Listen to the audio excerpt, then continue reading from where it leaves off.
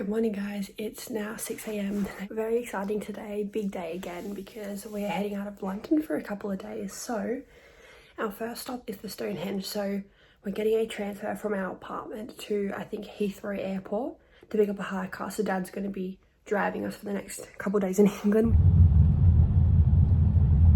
We're at the airport now and we've got this brand new hybrid car that is our one for the next couple of days.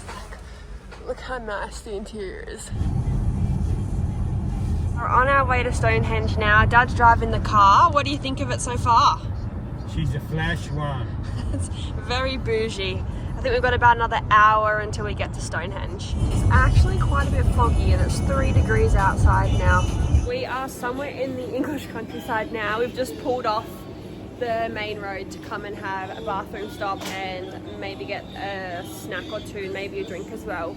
But we've only got about half an hour, I think, left until we get to Stonehenge. So it's a little bit foggy still, so hopefully the fog clears and we can actually see it, but fingers crossed. We just got some drinks, we got some hot chocolates from the BP service station, and now we're gonna keep driving to the Stonehenge and we're gonna do a taste test. Why would it be on the inside? Well, I know, put the... That is good. It's got like a little nice and naughty. How cute's that?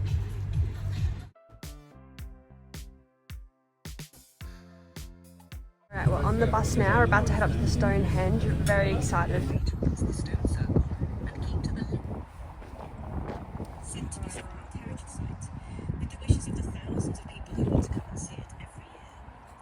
And this is the reason we can't let everybody. Obviously now you can't walk right through the stones and get up close, but we still got a pretty good view.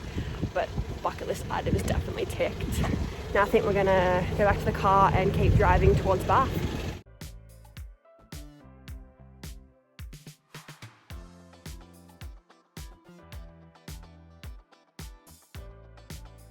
We are back. I don't remember where I last updated you, but it has been a bit rough. We had trouble checking into accommodation, then we had trouble finding a parking for the hire car, but now we have made it to Bath, got everything sorted, and we're at Southgate Shopping Mall to do a bit of shopping, and then we've got a Raymond Bath tour later on, so I'm going to bring you guys along for as much as I can of that. Alright, I have got a sugar-free Red Bull now, and I've got a bit more energy back, and I'm feeling a bit more lively because I started to crash hard. So now we're just kind of walking around Bath. We went to like the local shopping mall, and then I think we're going to slowly make our way over to the Raymond Bath, and we've got a tour that I don't think it's a guided tour, but we've got like an audio guide that we get on our phones, or like when we get there, that'll kind of tell us about the baths and kind of show us around and stuff. So I'm looking forward to that because I always love learning about the history and stuff. Like it's always cool. Like obviously we touch on it in school and stuff, and then like to go and see it in person is pretty cool. 3 levels.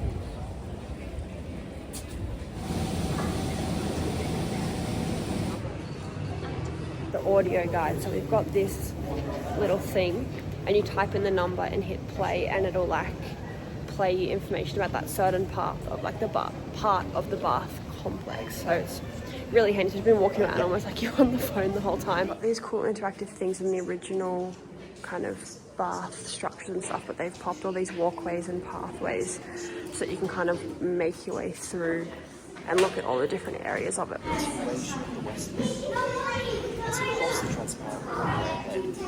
Just went on this really old carousel. It's like nearly 150 years old, but it was just like reliving your childhood. I went on with Mum and my sister and Dad. Dad stayed off it and did some filming and stayed with the bag and stuff, but it was so fun. So we just went to dinner after the carousel. We went to like some kind of fancy steakhouse kind of bar place. We were put on like the second level in one of their dining rooms there, and the food was really nice. Now we're walking back to the car. We just took a wrong turn. And then we're going to work out what our plan is tomorrow and where we're kind of stopping off before we get to Gloucester. We have made it into Sainsbury's now. It's one of the full-size ones. So we've only been going to like Tesco Express and Sainsbury Local, like the really small ones. But this shop is huge, so hopefully we can find everything that we want. Like it literally goes like all the way down there. Morning, it's day 2 of our little English countryside road trip, and the first stop for today is Portishead, which is actually where my mum grew up. So we're going to go see her and my nan's old house and take a photo there to take back to my nan, who's obviously in Australia.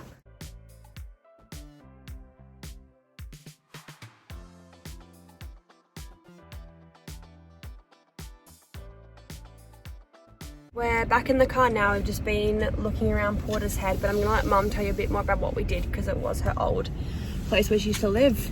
We just went to have a look at my old childhood house, and then we went to have a look at where my mum used to live when she was a girl, and she was living there during the Second World War, and her house actually got bombed during the war, but it's been rebuilt, and yeah, we just had a look at where that was. And now we're heading on the road to Gloucester to go see some more relatives.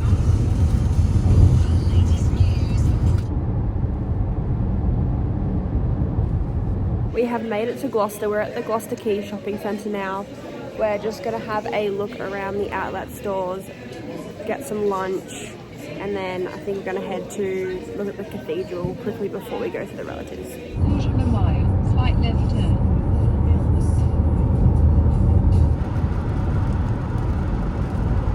In terms of Gloucester, it was really good. We stopped at the cathedral first before we went to see the relatives. I'll pop a video of the cathedral in now after this clip.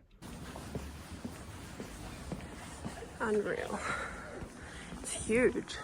But it was kind of surreal actually, like meeting the relatives. So it was like cousins from my mum's side, obviously, but like my mum's side, if that makes sense. So there was a bunch of cousins there, and then my cousin and her husband were there as well. So I hadn't met 3/4 of them before.